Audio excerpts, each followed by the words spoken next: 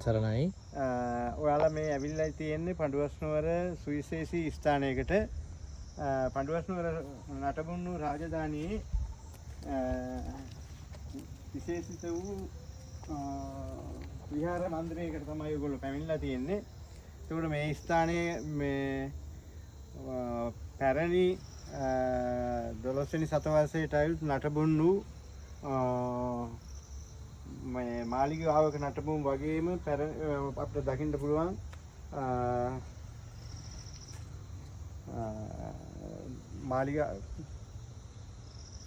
මාලිගාවක නටබුන් ඒ වගේම විහාර සංකීර්ණ 3ක නටබුන් අපිට දකින්න ලැබෙනවා.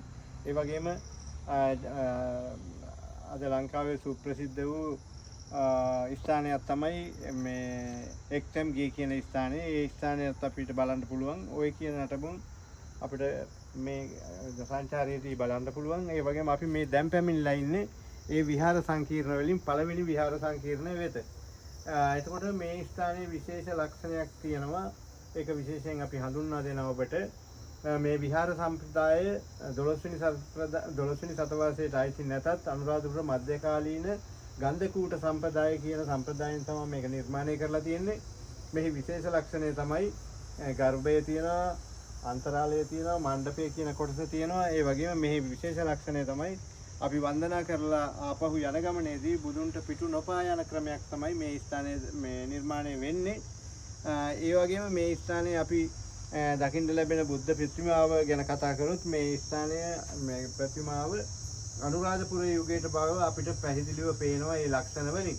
ඒකෙදී පළවෙනි ලක්ෂණය තමයි ඇඟට ඇලිනු ගතියක් තියෙන සිවුර. ඒකත් අනුරාධපුර යුගයේ ලක්ෂණයක්. ඒ වගේම කටක හස්ත මුද්‍රාව. ඒක බුදුන් වහන්සේගේ විනීත බව පෙන්වුම් කරන මුද්‍රාව. ඒ වගේම අභය මුද්‍රාව කියන්නේ මම වෙන කෙනෙකු සඳහා ආයුධ දරන්නේ නැහැ කියන අදහසින් තියෙන මුද්‍රාව. ඒ වගේම ප්‍රභාවත් මූණ තියනවා දකින්න ලැබෙනවා. ඒ වගේම අපිට කරකුණු කෙහෙරලි ඔබට දකින්න ලැබෙනවා. එතකොට ඔය තමයි විශේෂයෙන් අනුරාධපුර ලක්ෂණ. ඉතින් අපිට මෙතනදී පැහැදිලි වෙනවා මේ 12 වෙනි සතවර්ෂයේ වුණත්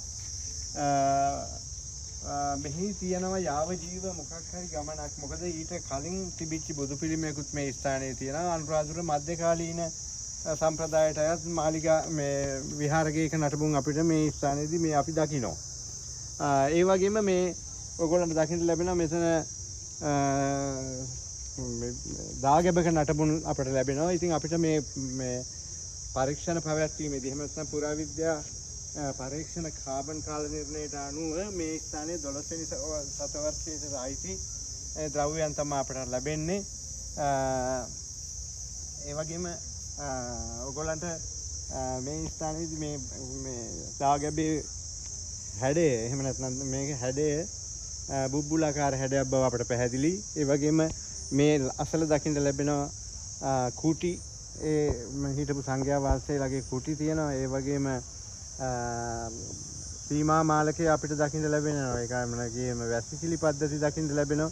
ඒ වගේම මෙහි විශේෂයෙන් තොරතුරු රාශියක් තියෙනවා අපිට බලන්න. ඒ වගේම බෝධිගරේක නටපුන් අපිට මෙතන දකින්න ලැබෙනවා.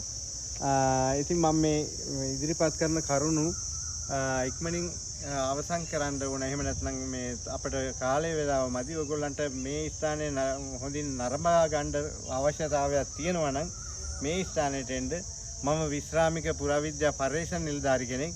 ඔයගොල්ලන්ට අපිව හමුණ ගැහිලා සියලු විස්තර ඔයගොල්ලන්ට දැක ගන්න පුළුවන්. ඒ වගේම මගේ දුරකථන අංකය 073 456 115. ඔයගොල්ලන්ට ඕන වෙලාවක කතා කරන්න මේ ස්ථානයට පැමිණිලා මාව මුණ ගැහිලා මේ තොරතුරු ඔයගොල්ලන්ට වඩාත් පැහැදිලිව දැනගන්න පුළුවන්.